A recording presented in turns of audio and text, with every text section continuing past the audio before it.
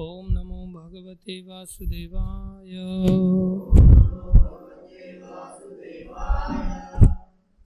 ओम नमो भगवते वासुदेवाय। ओम नमो भगवते वासुदेवाय।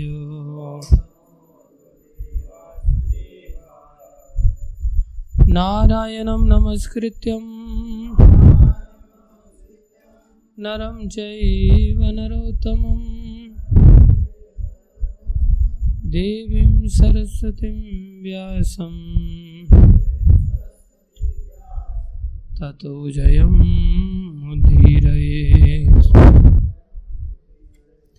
नष्टप्रायेषु स्वभद्रेषु नित्यं भागवत सेवया भगवती उत्तम श्लोके भक्तिर्भवती नैष्ठिकी।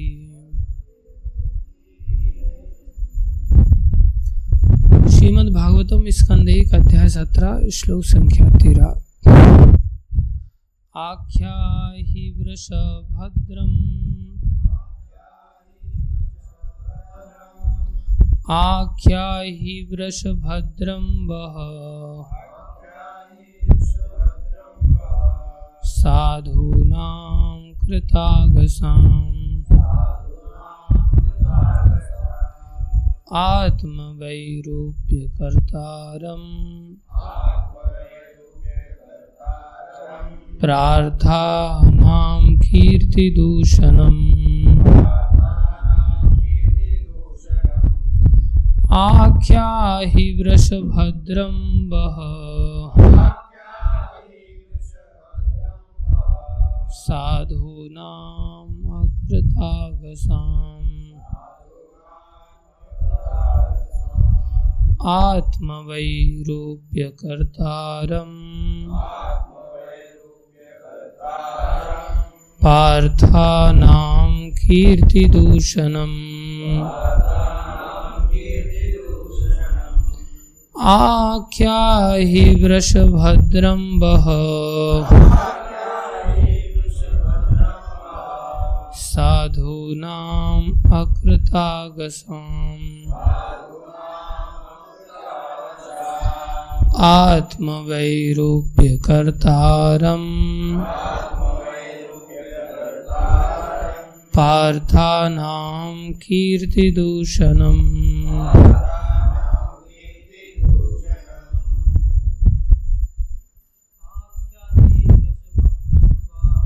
आख्याहि वृषभद्रं वः साधूनां अकृतागसाम्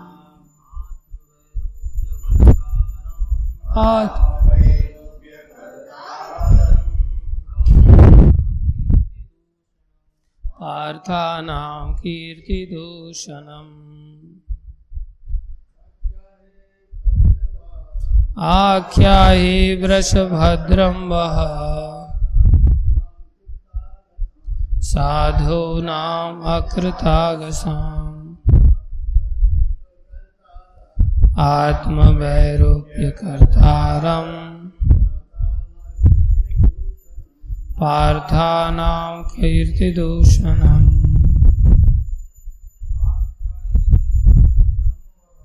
आख्याहि वृषभद्रं वः साधूनां अकृतागसाम् आत्मवैरूप्यकर्तारम् पार्थानां कीर्तिदूषणम्। माता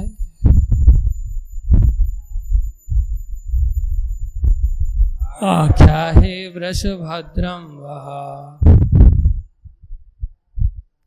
साधूनां अकृतागसाम् आत्मवैरूप्यकर्तारम् पार्थानां कीर्तिदूषणम्। आख्याहि वृषभद्रं वः साधूनाम् अकृतागसाम् आत्मवैरूप्यकर्तारम् पार्थानां कीर्तिदूषणम् आख्याहि वृषभद्रं वः साधूनाम् अकृतागसाम् आत्मवैरूप्यकर्तारम् पार्थानां कीर्तिदूषणम् आख्याहि वृषभद्रं वः साधूनाम् अकृतागसाम् आत्मवैरूप्यकर्तारम् पार्थानां कीर्तिदूषणम्। शब्दार्थ आख्याहि, मुझसे कहो वृष हे बैल, भद्रम कल्याण, वह तुम्हारा, साधु नाम ईमानदारों का, अकृत आगसाम अपराधहीनों का, आत्म वैरूप्य अपना रूप बिगाड़ना, कर्तारम कर्ता, पार्थानाम प्रथा के पुत्रों का, कीर्ति दूषणम यश को कलंकित करना। अनुवाद, हे वृषभ, तुम निरपराध हो और पूर्णतया ईमानदार हो, अतएव मैं तुम्हारे कल्याण की कामना करता हूँ। कृपया मुझे अंग भंग करने वाले दुष्ट के बारे में बताओ, जो प्रथा के पुत्रों के यश को कलंकित कर रहा है। तात्पर्य अर्चनी वंदनी प्रातः स्मरणीय श्रील प्रभुपाद जी द्वारा श्रील प्रभुपाद की जय। महाराज रामचंद्र तथा उनके पद चिन्हों पर चलने वाले राजा जैसे पांडवों तथा उनके वंशजों के यश को भुलाया नहीं जा सकता, क्योंकि उनके राज्य में निरपराध तथा ईमानदार जीव कभी कष्ट नहीं पाते थे। बैल तथा गाय अत्यंत निरपराधी जीवों के प्रतीक हैं, क्योंकि इनके मल तथा मूत्र को भी मानव समाज उपयोग में लाता है। प्रथा पुत्रों के वंशज यथा महाराज परीक्षित को भय था कि उनकी ख्याति विनष्ट होगी, किंतु आजकल के नेता ऐसे निरपराध पशुओं का वध करने से भी डरते नहीं। यही वह अंतर दिखता है जो उन धर्मात्मा राजाओं के शासन में तथा ईश्वर के आदेशों के ज्ञान से शून्य गैर जिम्मेदार शासकों द्वारा शासित आधुनिक राज्यों में होता है। ओम अज्ञानं तिमिरन्धस्य ज्ञानाञ्जनशलाकया चक्षुरुन्मीलितं येन तस्मै श्री गुरुवे नमः। श्री चैतन्य मनोभीष्टं स्थापितं येन भूतले स्वयं रूप कदा मह्यं ददाति स्वपदान्तिकं। वन्देऽहं श्रीगुरु श्रीयुतापदकमलं श्रीगुरुन् वैष्णवांश्च। श्रीरूपं सागरजातं सहगना रघुनाथान्वितं तं सजीवं साद्वैतं सावधूतं परिजनसहितं कृष्णचैतन्यदेवं श्रीराधा कृष्णपदान् सहगन ललिता श्रीविशाखान्वितांश्च। हे कृष्ण करुणा सिंधु दीनबंधो जगतपते गोपेश गोपीकांत श्री राधा कांत नमस्तुते। तप्त कांचन गौरंगी राधे वृंदावनेश्वरी वृषभानुसुते देवी प्रणमामि हरिप्रिये। वाञ्छाकल्पतरुभ्यश्च कृपा सिन्धुभ्यैव च पतितानां पावनेभ्यो वैष्णवेभ्यो नमो नमः। जय श्री कृष्ण चैतन्य प्रभु नित्यानंद श्री अद्वैत गदाधर शिवासादि गौर भक्त वृंदा। हरे कृष्णा कृष्णा कृष्णा हरे हरे, हरे राम राम राम हरे हरे। हरे कृष्णा कृष्णा कृष्णा हरे हरे, हरे राम राम राम हरे हरे। हरे कृष्णा कृष्णा कृष्णा हरे हरे, हरे राम राम राम हरे हरे। गुरुवे गौरचंद्राय राधिकाय तदालये कृष्णाय कृष्ण भक्ताय तद्भक्ताय नमो नमः।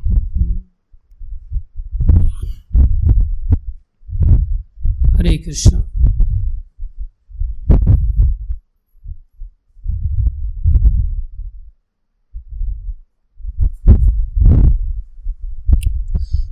आप सभी भक्तों का हार्दिक अभिनंदन है, स्वागत है। गुरु वैष्णव की दया से जो कुछ कहें कृपा करके ध्यान से सुनो।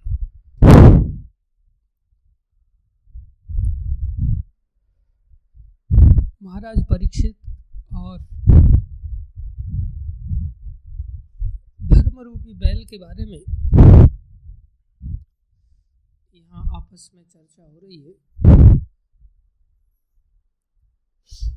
बड़ी विशेष बात है, अगर हम कभी जीवन में समझ पाए। यहाँ पर परीक्षित महाराज बैल रूपी धर्म के, या दूसरे शब्दों में कहें धर्म रूपी बैल के 3 पैर कट जाने पर, मात्र 1 पैर पर वो खड़े हैं। 3 पैरों के कट जाने पर भी वो अपनी ओर से नाम बताने के लिए तैयार नहीं है कि मेरे ये पैर इस व्यक्ति ने काटे हैं।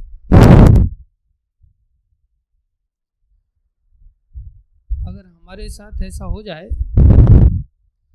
खाली तू में ही अगर हो जाती है, तो बड़ा सा चिट्ठा लिख करके प्रस्तुतिकरण करने लग जाते। इसने, आपको पता नहीं है, इसने मेरे साथ ऐसा किया, ऐसा किया, ऐसा किया, ऐसा किया। एक धर्म का क्या चरित्र होता है, वो कितने सारे कष्टों को सहन कर सकता है। हंसने की क्या बात है इसमें, हंस क्यों रहे हो? उनकी तरफ देख के क्यों हंस रहा है? उपहास मत उड़ा, उनका उपहास उड़ाना चाह रहा है तुम, उसका हंस कर फिर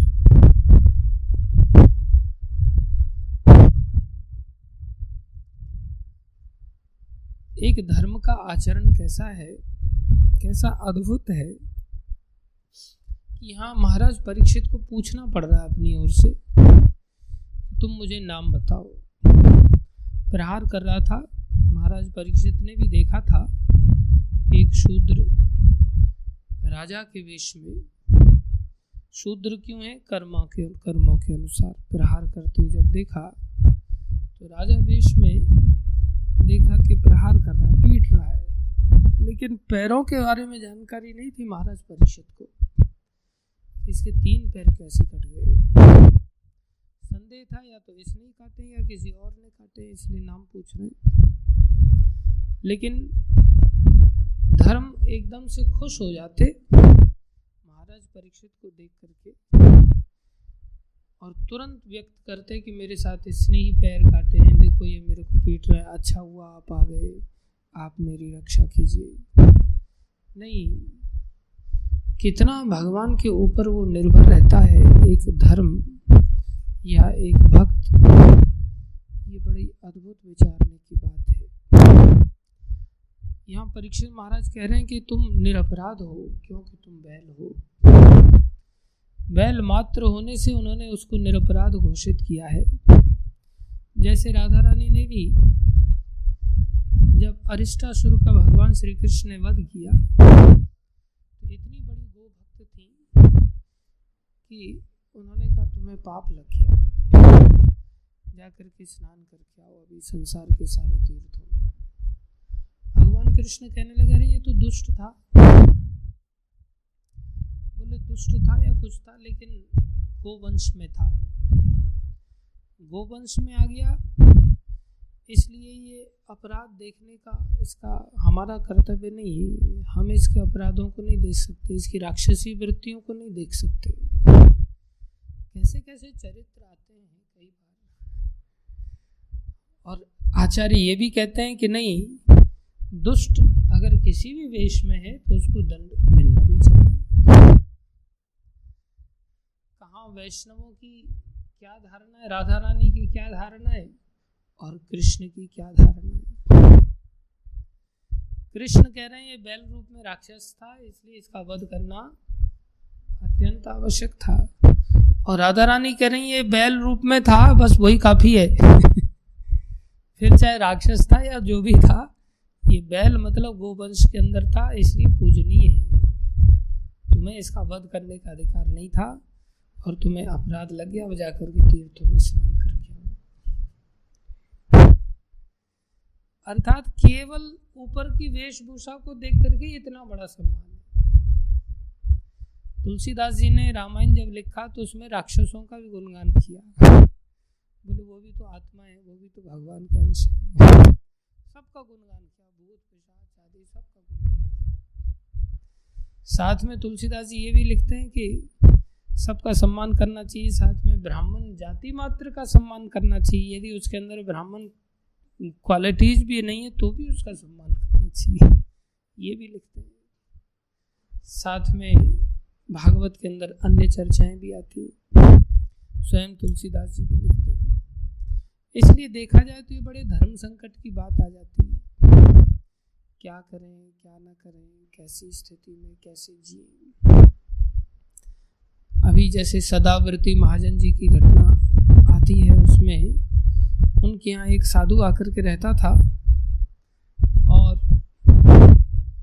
उनका एक पुत्र था, बड़े अमीर थे सदाव्रती महाजन। तो अपने बच्चों को गहने आदि से सुसज्जित रखते थे। बालक है, खेलने के लिए निकल जाते, तो बालक कहीं खेलने के लिए चला गया, ये साधु के साथ लगाव हो गया था, साधु घर पे ही रहता था। जब साधु के साथ लगाव हो गया तो साधु भी साथ में घूमते घूमते चला गया उस बालक के साथ। उस बालक को गहने देख करके साधु के अंदर अचानक से लोभ जागृत हो गया। परिस्थितियां कई बार व्यक्ति हृदय से ऐसा ना भी हो, लेकिन ऐसी वातावरण में वो कई बार फंस जाता है कि उसके अंदर दोष अंदर विचार आ जाते हैं। ये आकस्मिक विचार होते हैं जो किसी के वश में नहीं है। ये अनंत काल के स्वभाव की वृत्तियां मौका देख करके जागृत हो जाती है। तो उनके अंदर लोभ आ गया तो उन्होंने तुरंत उससे चाहा कि इससे ये सारा धन मिल जाएगा, आराम से संसार में जीवन जिएंगे, अब तक फक्कड़ बन करके साधु बन के ऐसे भटकते रहेंगे। तो उन्होंने क्या किया, उस बालक को उन्होंने हत्या कर दी। सारा गहने ले लिए, उस बालक की हत्या कर दी और उसको वहीं जंगल में ही एक जगह गाड़ दिया। अब दैव इच्छा से उसको एक व्यक्ति ने देख लिया।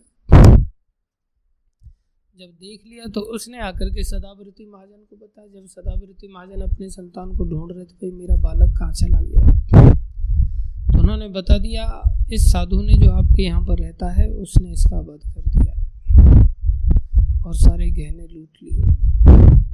आपको अगर विश्वास नहीं होता तो चलो मैं दिखा देता हूँ आपको कौन सी जगह गाड़ा हुआ है प्रमाण के रूप में। जब सदाव्रती महाजन ने ऐसा सुना, इतने बड़े वैष्णव थे, इतने बड़े अनासक्त थे, परिवार से, बच्चे से, हर चीज से, संसार में रहते हुए भी उन्होंने उस व्यक्ति को कहा, ये बात तुमने मेरे से तो कह दी, किसी और से मत कह देना, नहीं तो राजा के दरबार में मैं तेरा ही नाम लगाऊंगा कि मेरे बच्चे का वध तुमने ही किया है। तुमने ही किया है, तुम्हें ही पता था कि यहाँ पर गाड़ा हुआ है, तुम उस वैष्णव का नाम ले रहे हो जिससे कोई वैष्णव मेरे घर को छोड़ के चला जाए। अब तो बेचारा घबरा गया कि तो मेरे ऊपर आ रही है घूम घाम करके। बोले जितना जल्दी हो जाए उतना तुम इस नगर को छोड़ के और चले जाओ, नहीं तो तुम पकड़े जाओगी। उसको समझाया, बेचारा भाग गया। और इस वैष्णव को क्या किया, इसको अपनी लड़की ब्याह दी उसने, सदाव्रती महाजन ने, कि ये अंदर से कहीं ऐसा ना सोचे कि अब तो पता चल गया है, अब तो ये अपने अंदर ग्लानि फील करेगा और ऐसा सोच करके हमारे घर को छोड़ करके चला जाएगा। उस वैष्णव को बड़ी आत्मग्लानि हो रही थी। 1 साल बीत गया। 1 साल के बाद उसके गुरु आए और गुरु आकर के कहते हैं, तुम्हारी पत्नी कहाँ है? पत्नी ने आकर के प्रणाम किया, महाराज ये रही पत्नी। बोले तुम्हारा बालक कहाँ है? बालक को लेकर के कुछ बोले नहीं महाराज, वो खेलने के लिए गया था, खेलने के बाद वापस ही नहीं आया, शायद मृत्यु को प्राप्त हो गया है। बोले नहीं, वो मरा नहीं, चलो मेरे साथ। वो गए, जाकर के उन्होंने उसी स्थान पर ले गए जहाँ उस बच्चे को गाड़ा था। बोले खोदो यहाँ पर, उसकी खुदाई की गई तो गड्ढा हुआ, नीचे हड्डियों का कंकाल जैसा पड़ा था। उन्होंने वहीं पर उस बालक का नाम लिया, जो भी नाम होगा उसका, गोपाल, श्याम वगैरह जो भी भक्तों के नाम, तो बच्चों के परिवार में भक्त लोग अच्छे ही नाम रखते हैं। उन्होंने बोला उसको, गोपाल बाहर आ जाओ। जैसे ही पुकारा, तुरंत बालक वहां से निकल करके बाहर आ गया। इसे अद्भुत श्रद्धा की पराकाष्ठा कहते हैं। क्या वैष्णवता है, इतनी वेश निष्ठा संसार में कहाँ देखने में आ सकती। ओरछा देश के जो राजा थे उनकी भी ऐसी निष्ठा। गधे को घर वालों ने कंठी पहना दिया, उन्होंने गधे को ही प्रणाम कर दिया। बोले गधा लोग आज हमारे नगर के वैष्णव बन गए।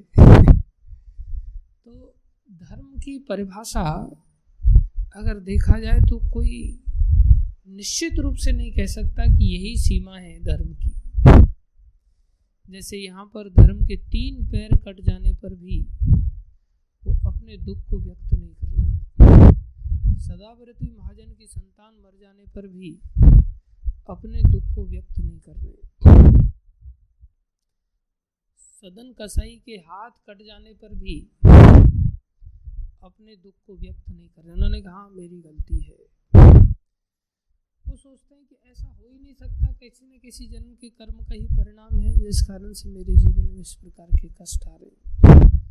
लेकिन वो अपनी एक्सप्लेनेशन नहीं करते, अपनी सफाई देने की आवश्यकता महसूस नहीं करते।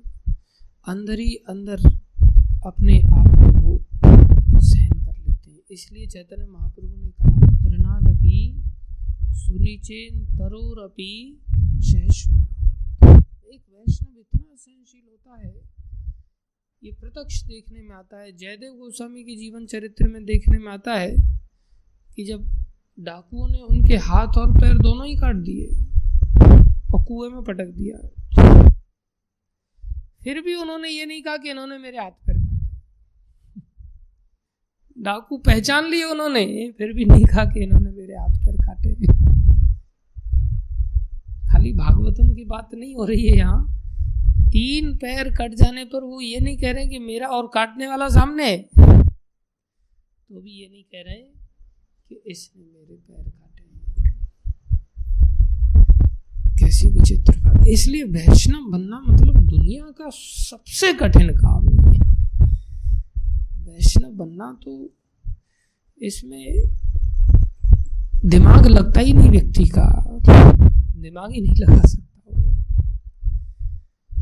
लेकिन बिना वैष्णव बने काम भी नहीं चलेगा।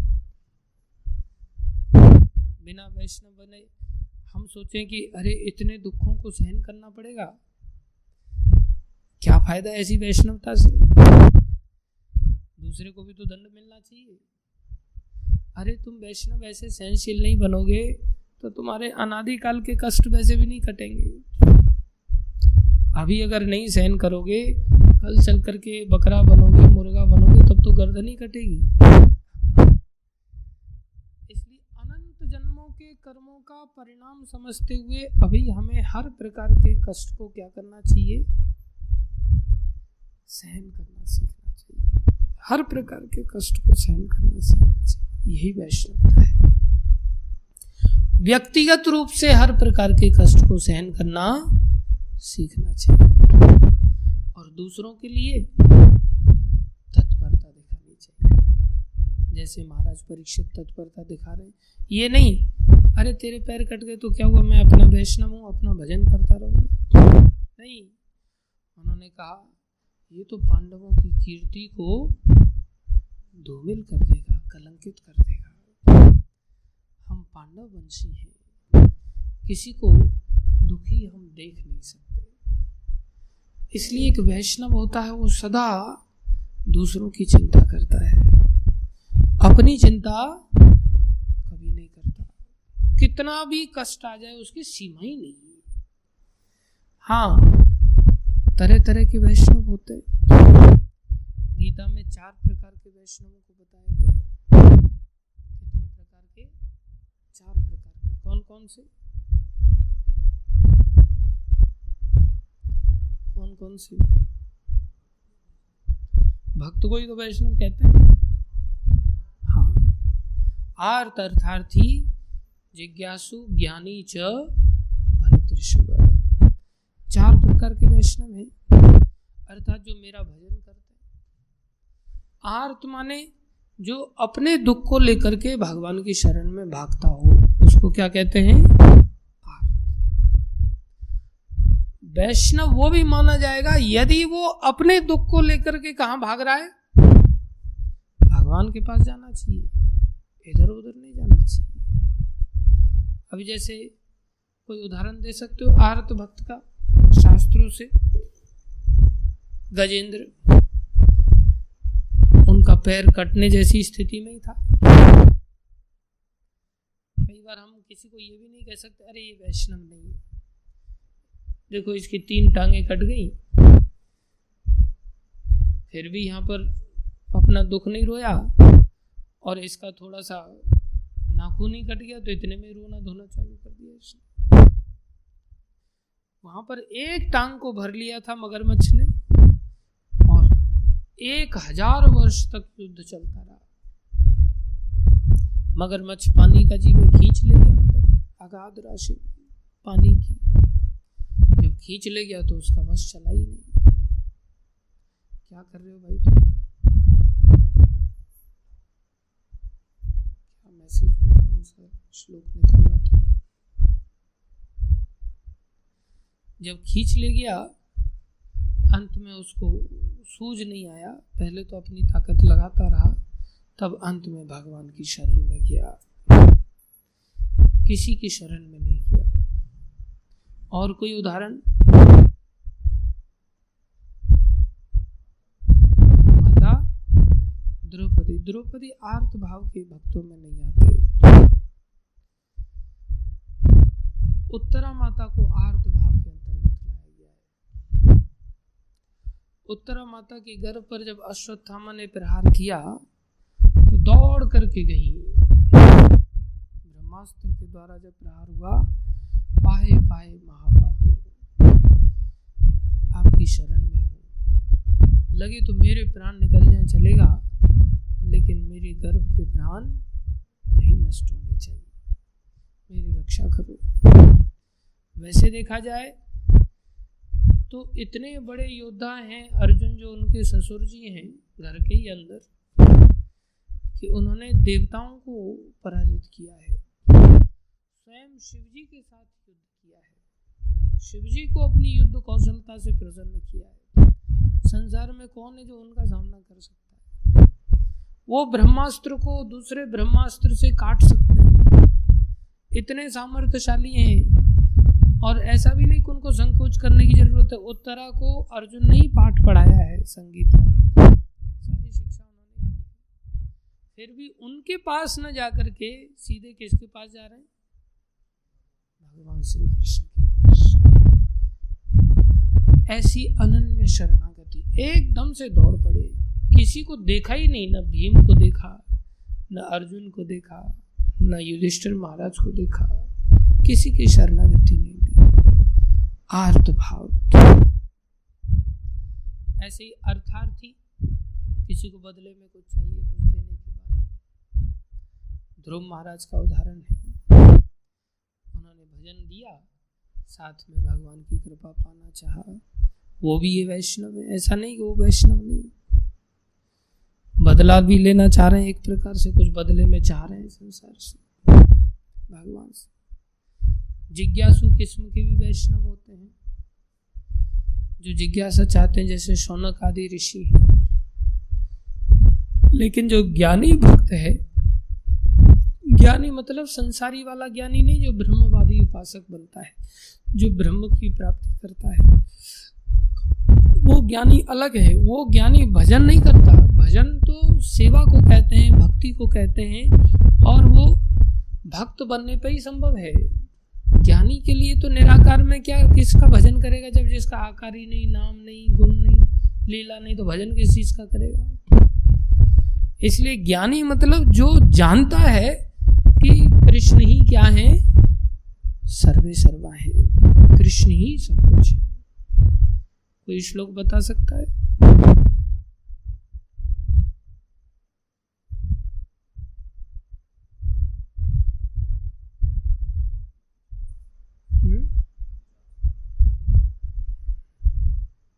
कृष्ण ही सब कुछ है। एते चंस कला, कोई श्लोक? सर्व कारण कारणम ईश्वर परम कृष्ण सच्चिदानंद विग्रह अनादिर आदिर गोविंद सर्व कारण कारण। हाँ, वो भी है। अहम सर्वस्य प्रभु, वो भी है। और भोक्तारम यज्ञ तपसाम सर्वलोक महेश्वरम, वो भी है। Very good. और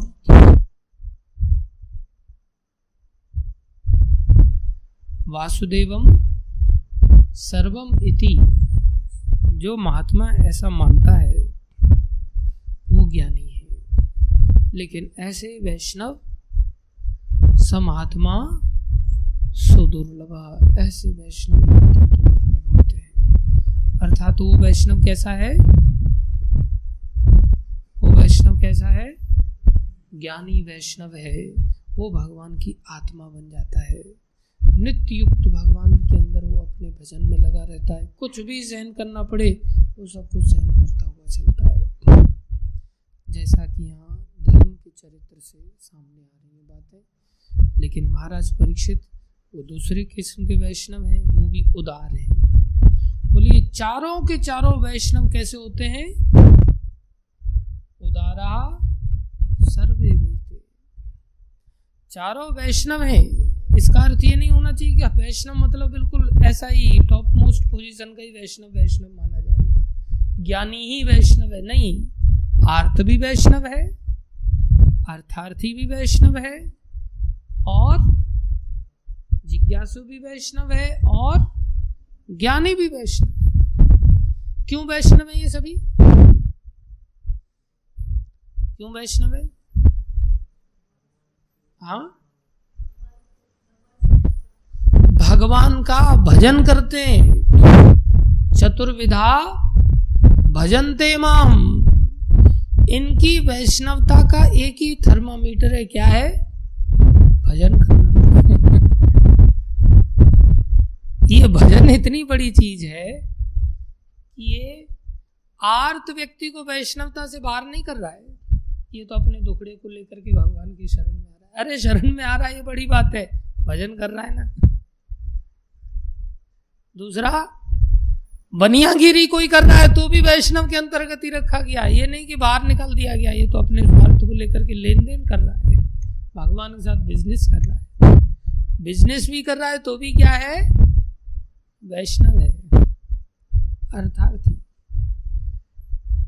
कोई जिज्ञासु है जिसको भगवान के बारे में जानता नहीं है, लेकिन बहसबाजी कर रहा है, प्रश्न पे प्रश्न करता रहता है,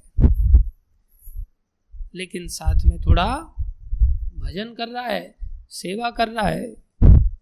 तत्विधि प्रणिपातेन परिप्रश्नेन सेवया। बिना सेवा के तो प्रश्न कैसे करेगा? उसको प्रसन्न करेगा। थोड़ा शरणागत तो है ही ना, इसलिए वो भी क्या करेगा? भजन तो करेगा। वो भी क्या है?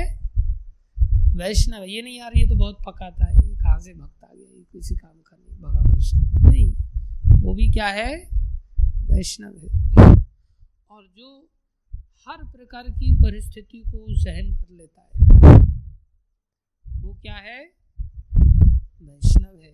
तो ज्ञानी वैष्णव है। आर्त, अर्थार्थी, जिज्ञासु और ज्ञानी, ये सब के सब क्या है? वैष्णव है। क्यों वैष्णव है? भजन कर रहे हैं। भजन करने वाले व्यक्ति को सम्मान करना ही पड़ेगा, उसको वैष्णव मानना ही पड़ेगा। चाहे वो अपना दुखड़ा रोए, चाहे वो बनियागिरी करे, चाहे वो हमें बहुत सारा पकाए, या वो निश्चिंत होकर के सबको सहनशीलता की साक्षात मूर्ति हो। साक्षात मूर्ति को तो लोग प्राय वैष्णव मान लेते हैं, लेकिन बाकी लोगों को वैष्णव नहीं मान पाते। इसलिए सभी वैष्णव हैं। ये सब लोग क्या होंगे? आने वाले समय में भजन के प्रताप से कैसे वैष्णव बन जाएंगे? कैसे वैष्णव बन जाएंगे? आर्त भाव को भूल जाएंगे। ज्ञानी बना तो ज्ञानी व्यक्ति अपने आर्त को लेकर रो रहा है क्या? भी नहीं। एक दिन इतने सहनशील बन जाएंगे कि चारों हाथ पैर काटे जाने पर भी जयदेव गोस्वामी की तरह अपना दुख व्यक्त नहीं करेंगे। अर्थार्थी भी बाद में चल करके ध्रुव महाराज काफी पछताए, अरे यार मैंने ये क्या मांग लिया, ये तो मैंने फूटे हुए कांच का सौदा किया। उसको एहसास होगा, इसलिए वो भी एक दिन क्या बन जाएंगे? परम वैष्णव बन जाएंगे। जो जिज्ञासु है, जो पकाता है, वो भी क्या बन जाएगा? वो भी परम वैष्णव बन जाएगा। आर्त, अर्थार्थी, जिज्ञासु, ज्ञानी, ये सब परम वैष्णव बन जाएंगे। अर्थात परम वैष्णव का अर्थ क्या है? ये सब धर्म का पालन करने वाले बन जाएंगे। जैसा यहाँ धर्म का आचरण आ रहा है, धर्म के अंदर कितनी सहनशीलता है, ऐसे वैष्णव सब बनेंगे। लेकिन कब बनेंगे? कब बनेंगे? जब भजन में लगे रहेंगे। भजन क्या है? भजन क्या है? आज्ञा पालन करते हुए जो प्रभुपाद जी ने हमें नियम कानून दिए हैं, इसमें लगे रहना चाहिए। विशेष रूप से जो सुबह का जो प्रणाली है, जिसमें जप करना है, सुबह में मंगल आरती है, भागवत कथा है, अगर कोई व्यक्ति इन सब क्रियाओं में अगर लगा रहेगा तो निश्चित रूप से वो शीघ्र ही वैष्णव बन जाएगा। और किसी के अंदर दुनिया भर की क्वालिटीज हैं, लेकिन अगर इस भजन पद्धति को वो नहीं अपनाता, आचार्यों के द्वारा जो दी गई भजन पद्धति है इसको अगर नहीं अपनाता, वो एक दिन दुष्ट बन जाएगा। और अगर कोई व्यक्ति दुष्ट है, अगर कोई व्यक्ति दुष्ट है और अगर भजन में लगा हुआ है, तो भगवान कहते हैं क्षिप्रम भवति धर्मात्मा। कोई श्लोक बता सकता है?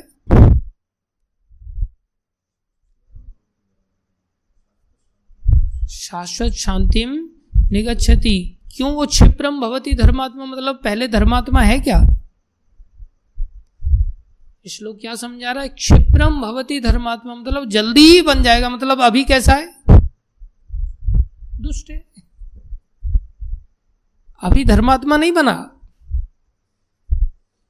भगवान कह रहे हैं जल्दी ही बनेगा जरूर। अब धर्मात्मा बन गया मतलब धर्म का आचरण आ जाएगा उसके अंदर। अभी किसका आचरण है? अधर्म का आचरण। उसके लिए भी श्लोक बोला भगवान ने। कौन सा श्लोक? अपि चे सुदुराचारो भजते माम अनन्य भाव। ये बहुत विशेष बात है। अर्थात 4 लोगों को वैष्णव मानना तो वैष्णव मानना पड़ेगा ही पड़ेगा। कौन कौन से? आर्त, अर्थार्थी, जिज्ञासु, ज्ञानी। ज्ञानी को तो कोई भी बुद्धू भी वैष्णव मानेगा, असुर भी वैष्णव मानेगा, इसमें कोई नई बात नहीं। वैष्णव मानने में कठिनाई किसको होगी? जिज्ञासु को, अर्थार्थी को, और कठिनाई आर्थ को। इन लोगों को कठिनाई होगी, हम कैसे वैष्णव माने। लेकिन भगवान तो इससे भी ऊपर चले गए। भगवान कहां चले गए? अर्थात इन तीनों को भगवान क्यों वैष्णव मानने के लिए कह रहे हैं? क्यों वैष्णव मानने के लिए कह रहे हैं? इनको क्यों वैष्णव मानो? क्यों कह रहे हैं? भजन कर रहे हैं ये लोग, भजनते माम, इसलिए ये वैष्णव है। बोले उसके दुखड़े को मत देखो, उसकी बनियागिरी को मत देखो, उसके पकाने को मत देखो, क्या देखो? उसके भजन को देखो। लेकिन भगवान इसको भी पार करके जाकर के आगे क्या कह रहे हैं? अपि चेत् सुदुराचारो, उसके भी भजन को देखो। अगर भजन में कोई लगा हुआ है तो इत्तेफाक से। दुराचार करने पर भजन नष्ट हो जाता है, भजन में आदमी लग नहीं सकता, अपने आप ही भजन से दूर हो जाता है। कहा जाता है पापवंत कर सहज स्वभाव, मोरे भजन तो भावन का हो। अगर कोई पाप में लगता है तो सहज रूप से उसकी वृत्ति भजन में लगेगी नहीं, अपने आप ही भजन से दूर चला जाएगा। अगर कोई भजन में फिर भी लगा हुआ है, इसका मतलब पाप करना उसका स्वभाव नहीं है। इत्तेफाक से किसी कर्मानुसार उससे पापाचार देखा जा सकता है। बोले अगर वो भी भजन में लगा हुआ है तो उसको भी क्या मान के चलो? वैष्णव मान करके चलो। भगवान करे ऐसे वैष्णवों के लक्षण क्या हैं? एक तो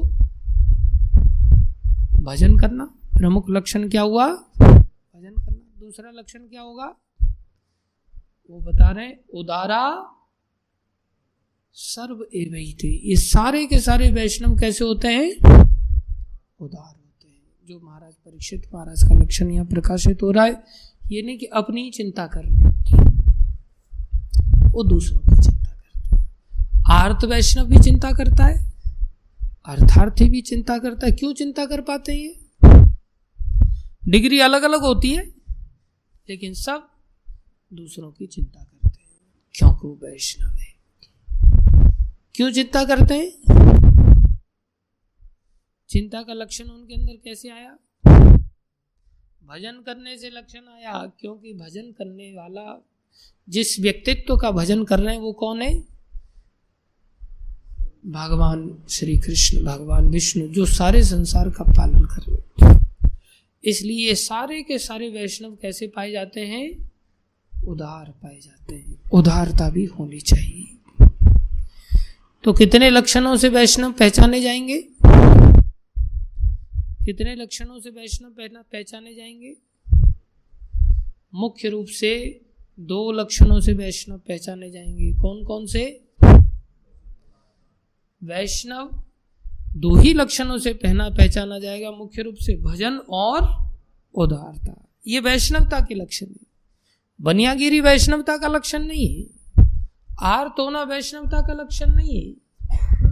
दुराचारी होना वैष्णवता का लक्षण नहीं है। जिज्ञासु होना वैष्णवता का लक्षण नहीं है। वैष्णवता के मात्र 2 ही लक्षण है। कौन कौन से? भजन और उदारता। अब इनके साथ में कोई दूसरे लक्षण हैं जो वैष्णवता के नहीं भी हैं, तो भी उसको वैष्णव मानना पड़ेगा और उसका आश्रय लेने योग्य व्यक्ति है।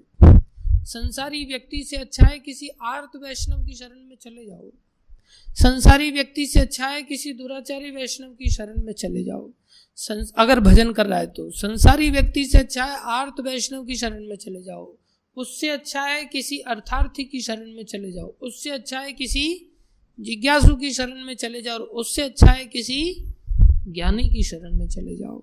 हमारा उत्तरोत्तर कल्याण होगा, निश्चित कल्याण होगा। इसलिए भगवान की अनुपस्थिति में वैष्णवों की शरणागति के अतिरिक्त अर्थात भागवतों की शरणागति के अतिरिक्त अर्थात प्रभुपाद जी जैसे संतों की शरणागति के अतिरिक्त और कोई दूसरा रास्ता नहीं बचता। और तभी हम वैष्णव बनेंगे। वैष्णव सानिध्य से ही वैष्णव बनेंगे। जैसा सानिध्य हमारा होगा हम उसी प्रकार के वैष्णव बन पाएंगे। धन्यवाद सभी भक्तों का। कोई कुछ प्रश्न करना चाहे तो कर सकता है।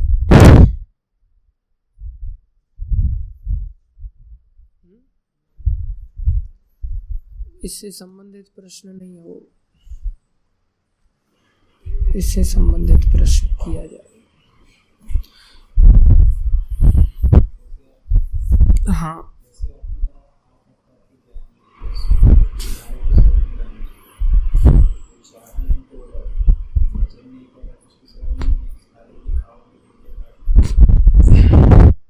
जो भजन नहीं कर रहा वो वैष्णव कहाँ है फिर? भगवान की सेवा कर रहा है, भजन कर रहा है, आज्ञा अनुसार कहीं जीवन जी रहा है तो भजन वैष्णव है।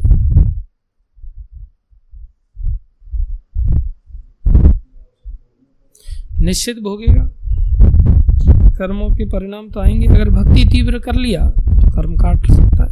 कर्म का जब पका हुआ फल आएगा, उस फल से पकने से पहले ही अगर उसने तीव्र भक्ति कर लिया तो उस कर्म को काट सकता है, उसके कर्म से बच सकता है। नहीं किया तो उसके परिणाम आएंगे, उसके सामने अवश्य आते। यस प्रभु।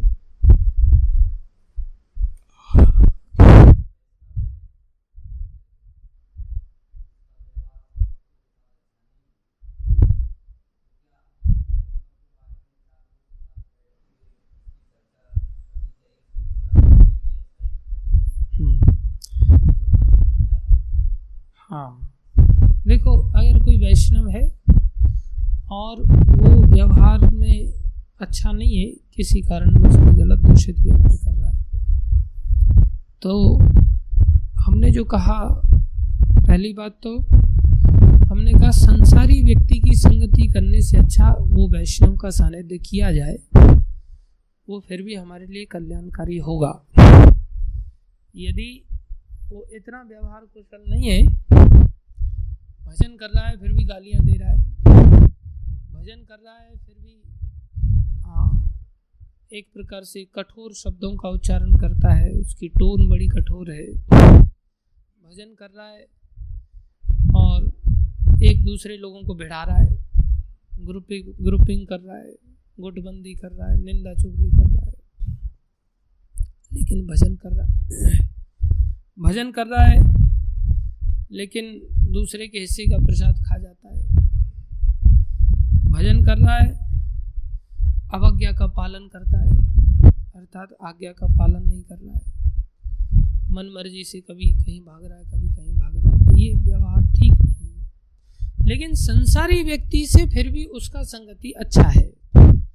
लेकिन मंदिर में रहने वाला व्यक्ति को अगर किसी अच्छे वैष्णव का सानिध्य मिले तो ऐसे व्यक्ति का संग नहीं करना चाहिए, ऐसे व्यक्ति का अपमान नहीं करना चाहिए, ऐसे व्यक्ति का सम्मान करना चाहिए, लेकिन दूर रहते हुए। और ऐसे व्यक्ति की चर्चा को लेकर के रामायण बना करके एक दूसरे के साथ कथा नहीं करनी चाहिए, क्योंकि रामायण ना हो तो आप ऐसी रामायण खोल सकते हो। जब ऑलरेडी भगवान राम की रामायण है विस्तार से, तो उसकी चर्चा कर लो, भागवतम की चर्चा कर लो, अन्य विषयों की चर्चा कर लो।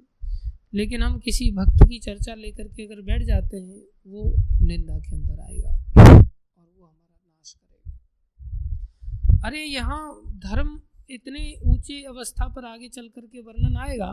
महाराज परीक्षित नाम पूछ रहे हैं और वो लास्ट तक नाम बताएंगे ही नहीं। तो जो वास्तव में कितनी वास्तविक घटना घटित हो रही है, केवल नाम मात्र पूछा जा रहा है, चर्चा तो दूर की बात है, वो नाम भी नहीं बताएंगे।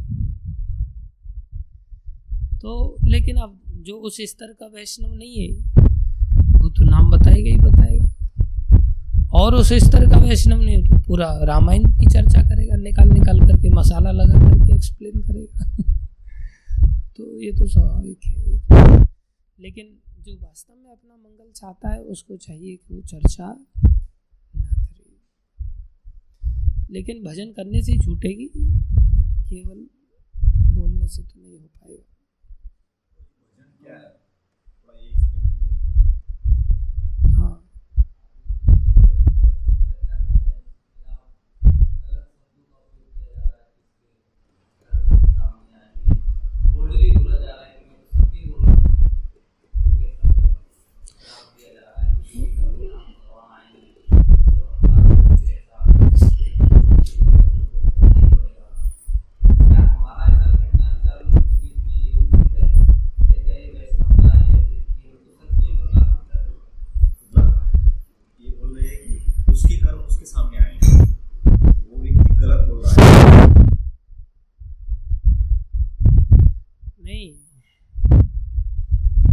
जिसके कर्म जिसके सामने आएंगे, वो तो प्रत्येक जीव मात्र के कर्म उसके सामने आएंगे, उसमें नई बात क्या है। उसको कह दिया या ना कहो, आपके न कहने से कर्म रुक नहीं जाएंगे और आपके कहने मात्र से आएंगे नहीं, लेकिन आपको जरूर दोष लगेगा। कोई कहे कि मैं तो सत्य कह रहा हूं, लेकिन सत्य कहने का भी अधिकार होना चाहिए ना।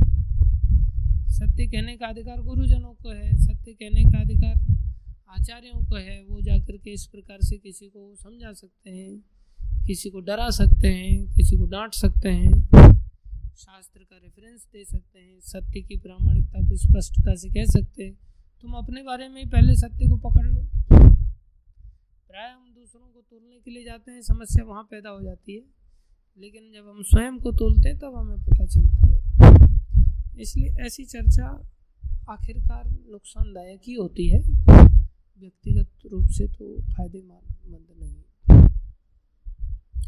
आपका प्रश्न था कि भजन क्या होता है।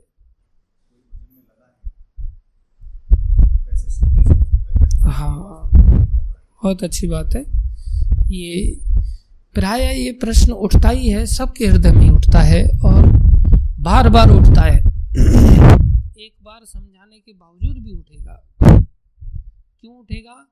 क्योंकि जो भजन की जो सिद्धांत है ना, वो समय समय पर हमारा मन अलग अलग प्रस्तुतिकरण करता है।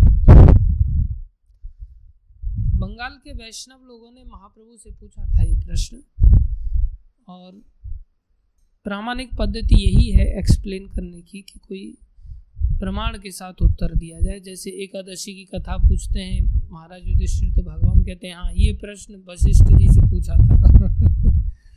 ये प्रश्न, सारे प्रश्न कोई नए प्रश्न तो है नहीं, अनादिकाल से सृष्टि चली आ रही है, इसलिए सब शास्त्रों के अंदर हर प्रश्न का उत्तर दिया है ऑलरेडी। तो बंगाल के वैष्णवों ने महाप्रभु से प्रश्न किया कि वैष्णव कौन है। तो वैष्णव के दो लक्षण बताए, भजन करने वाला तो फिर उन्होंने पूछा वैष्णव कौन है? बोले जो एक बार कृष्ण नाम ले ले उसका भजन चालू हो गया। अब ये बात उनको पहले तो पता चल गई, क्योंकि वो खुद उतने बड़ा वैष्णव नहीं थे। तो उन्होंने पहली बार में तो इस बात को समझ लिया कि ठीक है भाई, एक बार नाम लेने वाले व्यक्ति को वैष्णव मान लिया जाए। फिर से दोबारा उन्होंने प्रश्न किया, महाप्रभु वैष्णव कौन है? तो इसमें दोनों ही ओर से वैष्णवता को लेकर के हम पजल होते हैं, एक तो स्वयं को लेकर के, एक दूसरों को लेकर के।